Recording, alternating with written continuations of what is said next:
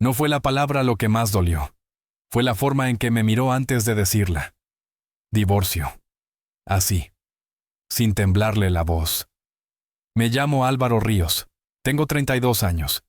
Y hasta esa noche creía que mi matrimonio aún podía salvarse. Estuve casado con Clara Molina durante poco más de un año. Lo nuestro no se rompió de golpe. Se fue agrietando en silencio, como las casas que parecen firmes, hasta que un día ceden. Yo siempre he sido sencillo. Crecí en una familia humilde, en una zona tranquila del interior, donde el trabajo no se presume, se hace. Mis padres no tenían grandes sueldos, pero sí una regla inquebrantable. No gastar lo que no tienes, trabajar sin ruido y pensar a largo plazo. Nunca viví rodeado de lujos, pero tampoco de miseria. Aprendí pronto algo que hoy casi nadie soporta: la paciencia. Desde joven me atrajo el campo, no por romanticismo, sino porque entendí algo básico. Nada valioso da frutos inmediatos. Mientras otros buscaban dinero rápido, yo observaba ciclos, la tierra, los tiempos, el valor real de las cosas cuando nadie las mira. Mi padre fue el único que lo entendió desde el principio. No porque pensara que me haría rico pronto, sino porque sabía que no estaba improvisando. Con esfuerzo y constancia empecé a invertir en pequeñas parcelas. Nada espectacular. Terrenos discretos, bien ubicados, pensados para producir a largo plazo. Era un plan silencioso, sin coches nuevos, sin fotos, sin alardes. Nunca hablé de dinero, no por miedo, sino porque siempre he creído que cuando mencionas cifras, la gente deja de verte a ti y empieza a verte como un número. Y entonces apareció Clara. Trabajaba en un puesto administrativo en la ciudad. Extrovertida, sociable, urbana.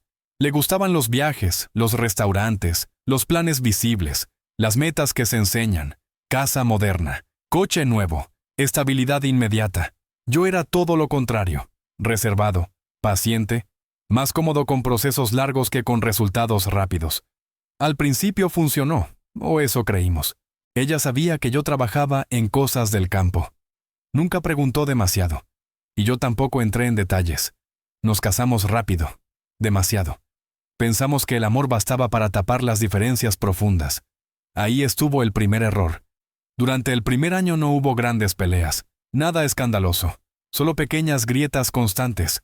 Clara sentía que nuestra vida no avanzaba. Yo sentía que ella solo miraba el presente. Empezaron las comparaciones. Ellos ya compraron piso. Ellos cambian de coche cada 2 años. Ellos viajan siempre. Intenté explicarle que muchas de esas vidas se sostenían con deudas. No quiso escucharlo. Para ella, mi trabajo no era ambicioso. Nunca lo decía de frente, pero lo dejaba caer, una y otra vez. Podrías hacer algo más grande. Salir del campo. Pensar en otra cosa. La discusión más fuerte llegó una noche aparentemente normal. Hablábamos de gastos, de planes, de expectativas. Y entonces explotó. Dijo que no imaginó un matrimonio así, que se sentía estancada, que esperaba más. Yo respiré hondo. Le dije que todo lo que hacía tenía un propósito, que no estaba improvisando mi vida, y entonces, sin emoción, sin duda, sin miedo, pronunció por primera vez esa palabra: divorcio. No como pregunta, no como opción, como sentencia. Y en ese instante entendí algo inquietante. No solo estaba cuestionando nuestro matrimonio, estaba juzgando quién creía que yo era. Pero lo que Clara aún no sabía es que había juzgado sin conocer la verdad. Y esa verdad iba a cambiarlo todo. Lo lanzó como quien clava un cuchillo y se queda mirándolo. No fue una discusión, fue un juicio. Dijo que se había equivocado conmigo, que jamás pensó terminar casada con alguien anclado al barro. No alzó la voz, no hizo falta. Lo que me atravesó no fue la frase, fue el desprecio con el que la acompañó. Sonrió, una sonrisa breve, incómoda. Luego rió, apenas un segundo, pero lo suficiente. Aseguró que había tirado un año de su vida, que merecía más, que no estaba dispuesta a seguir esperando a un hombre que, según ella, nunca iba a despegar. Yo no discutí, no me defendí. Me limité a escuchar, y en ese silencio entendí algo que me dejó frío. Ella no estaba enfadada conmigo. Estaba decepcionada de la imagen que había construido en su cabeza. Para Clara, yo era solo lo que se veía hoy. Nada más. Repitió que el divorcio era lo más sensato, que era joven, que no pensaba resignarse a una vida pequeña. Se permitió otro comentario hiriente.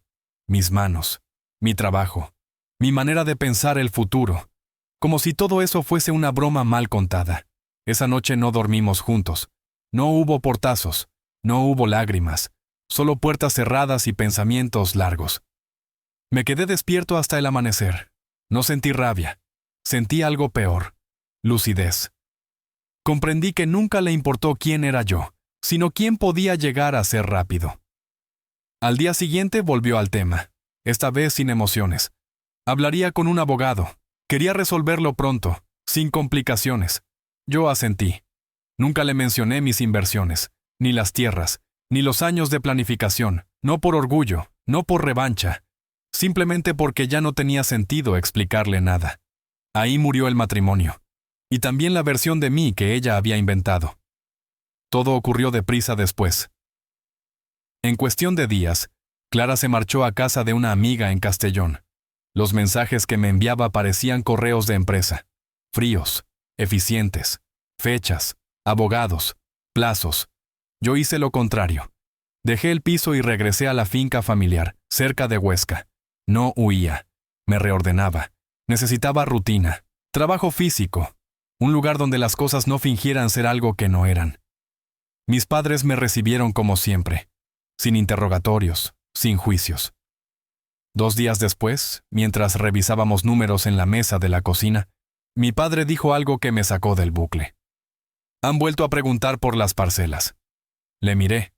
Una empresa grande, sector alimentario, gente seria. Querían saber si las tierras seguían disponibles, y si estaríamos dispuestos a un acuerdo largo. Hasta entonces, el divorcio lo ocupaba todo. Pero esa frase movió algo dentro. No era la primera vez que alguien se interesaba. Pero esta vez había cifras. Propuesta concreta. No querían comprar. Querían explotar las tierras. Decidí centrarme. Llamé, hablamos, pidieron documentación, títulos, historial. Todo estaba en regla. Llevaba años cuidándolo. Las tierras eran mías desde mucho antes del matrimonio, compradas poco a poco, sin préstamos, sin ruido. La oferta fue directa, alquiler anual con renovación automática, un pago único de 500,000 euros, adelantado, nada ilegal, nada improvisado. Consulté expertos, leí cada cláusula, confirmé cada detalle. Firmé, sin celebrarlo, sin comentarlo, y mientras lo hacía, pensé en algo que me dio una calma extraña. Clara seguía convencida de que se estaba divorciando de un hombre sin ambición. Lo que aún ignoraba es que no todos los hombres que parecen lentos van despacio. Algunos solo saben exactamente cuándo avanzar. Nada se hizo a la ligera, ni una coma, ni una firma. Antes de cerrar el acuerdo hablé con asesores fiscales, revisé cada cláusula con lupa y confirmé que la empresa era tan sólida como decía ser. Cuando estuve seguro, firmé. El ingreso llegó a mi cuenta pocos días después, sin retrasos, sin sorpresas. Lo primero que hice fue declarar el dinero. Pagué cada impuesto correspondiente, sin atajos ni trucos. No por miedo, sino por convicción. Siempre he creído que quien hace las cosas limpias duerme mejor y pisa más firme cuando llegan los problemas. Mientras tanto, el divorcio avanzaba en paralelo. Clara cumplía su palabra, rapidez, frialdad, eficacia. Su abogado presentó la demanda y fijaron fecha para la vista. Yo acudí con mi propio representante legal, especialista en derecho civil, recomendado por gente que no habla por hablar. Desde el principio, todo se planteó bajo un régimen claro. Separación de bienes. No fue idea mía. Cuando nos casamos, fue Clara quien insistió. Dijo que así evitaríamos conflictos, que era lo más justo. Yo acepté sin darle importancia. Nunca tuve intención de quedarme con nada que no fuera mío. El día de la audiencia entré al juzgado con calma. No había nervios, no había expectativas. Para mí, el matrimonio se había acabado la noche en que se burló de mi vida. Lo demás era burocracia. Clara estaba sentada al otro lado de la sala. Su actitud era distinta, segura, casi cómoda. Apenas me miró. Cuando lo hizo, fue con esa distancia aprendida durante el proceso, como si yo ya fuera un trámite más. El juez comenzó de forma rutinaria. Identidades, confirmaciones, consentimiento mutuo para el divorcio. Todo normal. Hasta que llegó el momento clave. La revisión patrimonial. Aunque constaba la separación de bienes, el juez solicitó detallar los activos de cada parte.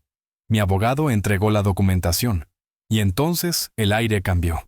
El juez empezó a leer en voz alta, no de forma general, con precisión quirúrgica, propiedades a mi nombre, parcelas registradas, ubicaciones exactas, fechas de adquisición, una tras otra. Después mencionó un contrato reciente, de arrendamiento agrícola. Cuando dijo la cifra anual, el silencio fue absoluto. 500.000 euros. Lo noté sin mirarla, pero aún así la miré. La seguridad de Clara se deshizo en segundos. Primero confusión, luego sorpresa. Después, atención real. Por primera vez desde que entramos, me observó de verdad. El juez continuó, imperturbable.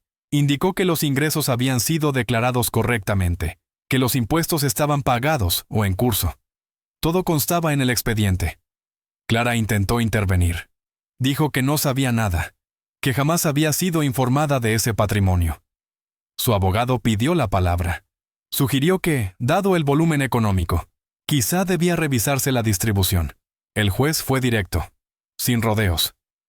Explicó que el régimen de separación de bienes había sido acordado al casarse, aceptado por ambas partes, y plenamente válido. Añadió que las propiedades se habían adquirido antes del matrimonio, con recursos propios, y que, legalmente, no formaban parte del patrimonio común. Luego hizo una observación que cayó como una losa. Según el expediente, dijo, fue la señora quien insistió en ese régimen, probablemente para proteger sus propios intereses. No hubo sarcasmo, no hizo falta. El mensaje quedó flotando en la sala. La actitud de Clara cambió al instante. Su postura se relajó, su tono se suavizó. Ya no parecía distante. Empezó a explicar que su decisión no había sido por dinero, que se trataba de diferencias personales, de caminos distintos. El juez no entró en emociones, no era su trabajo. Reiteró que, desde el punto de vista legal, no había nada que discutir. Cada uno conservaría lo suyo. El divorcio seguiría adelante en esos términos. Yo apenas hablé durante toda la audiencia. No lo necesitaba, porque en ese momento entendí algo definitivo. El mayor error de Clara no fue pedirme el divorcio. Fue subestimarme, justo antes de que la verdad hablara por mí. No sentí victoria, ni alivio, ni esa satisfacción barata que muchos esperan. Lo único que apareció fue una certeza tranquila. Ella nunca había sabido quién tenía delante. Cuando terminó la vista, Clara se levantó y cruzó la sala hacia mí.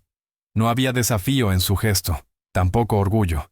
Su voz era otra, más baja, más medida. Dijo que teníamos que hablar, que había cosas que desconocía, que quizá había tomado decisiones demasiado rápido. No contesté. Salí del edificio con una sensación clara. Yo seguía igual. La que había cambiado era ella. Pero no por amor, ni por un arrepentimiento profundo.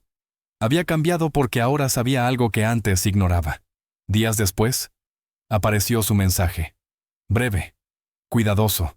Nada de abogados, nada de plazos. Solo una petición. Vernos. Hablar en persona. Lo leí varias veces. Durante semanas me había entrenado a no reaccionar, a no responder desde la herida ni desde el ego. Acepté, no porque esperara nada, sino porque entendí que, si no hablábamos, aquella historia seguiría ocupando un espacio que ya no merecía. Quedamos en un sitio neutro, discreto, en Reus. Cuando llegué, ella ya estaba sentada. La reconocí. Pero también noté algo distinto. Su cuerpo estaba más contenido, la mirada menos dura. Se levantó para saludarme con una sonrisa tímida, casi insegura. No era la misma mujer que se había reído de mí semanas atrás. Al principio habló sin decir nada importante. Preguntó por mi salud, por mis padres. Rescató recuerdos pequeños, momentos edulcorados, como si intentara reconstruir una versión amable de nuestro pasado. Respondí lo justo, educado, distante. Entonces se detuvo. Respiró profundo, y fue directa. Me preguntó por qué nunca le conté nada sobre mis tierras, sobre mis inversiones, sobre el dinero. No lo planteó como reproche. Lo hizo con una fragilidad que, en otro momento, Quizá me habría tocado. Dijo que se había sentido fuera, que no entendía cómo había compartido su vida conmigo sin conocer esa parte. La observé unos segundos antes de hablar. Le expliqué que nunca vi necesario convertir mi patrimonio en tema de conversación, que no era un secreto, pero tampoco una carta de presentación. Le recordé algo que ella conocía bien. Nuestro matrimonio se firmó bajo separación de bienes, una fórmula que ella defendió con insistencia, porque, según sus palabras entonces, así ninguno dependería del otro. Y añadí algo más, con serenidad absoluta, que desde el instante en que decidió ridiculizar mi vida y pedir el divorcio, cualquier cuestión económica dejó de concernirle. Eso la desarmó. Bajó la mirada, juntó las manos, dijo que ahora veía las cosas de otra manera, que había sido injusta, que habló desde la frustración y la comparación constante. Después llegó el perdón. Primero tímido, luego insistente. Se disculpó por sus palabras, por el desprecio, por haber confundido velocidad con valor. Reconoció que no entendió mi forma de trabajar, que juzgó sin conocer, que ahora veía que yo siempre fui constante, y que ella fue impaciente. Y entonces llegó lo inevitable. Dijo que quería volver, que aún sentía algo por mí, que lo ocurrido no tenía por qué definirnos para siempre, que ahora sí podríamos hacerlo bien. Su voz era suave, casi suplicante. Por momentos, no parecía hablarme a mí, sino a la versión de mí que ahora encajaba en sus expectativas. La dejé terminar. El silencio se hizo largo. Y entonces hablé. Dije no, sin dureza, sin reproche, con una calma que no dejaba espacio a discusión. Le expliqué que no era por dinero, ni por orgullo herido, ni por castigo. Era porque la confianza no se reconstruye cuando llega tarde. Porque cuando más necesitaba comprensión, eligió el desprecio. Porque cuando no vio resultados inmediatos, decidió que yo no merecía esperar. Eso la descolocó. Intentó justificarse. Dijo que todos se equivocan, que no era justo que un error pesara tanto. La miré y respondí, sin elevar la voz, no fue un error. Fue una elección, y yo también he elegido. Me levanté, pagué el café y me fui. No con rabia, no con orgullo, con algo mucho más valioso. Paz. Pensé que todo había terminado cuando me levanté de aquella mesa. Me equivoqué. Durante unas semanas, el silencio fue absoluto. Ni mensajes, ni llamadas, ni abogados. Y eso, curiosamente, me inquietó más que cualquier amenaza. Volví a mi rutina. Campo por la mañana, gestiones por la tarde, trabajo real. La empresa cumplía, los pagos entraban puntuales, las tierras producían.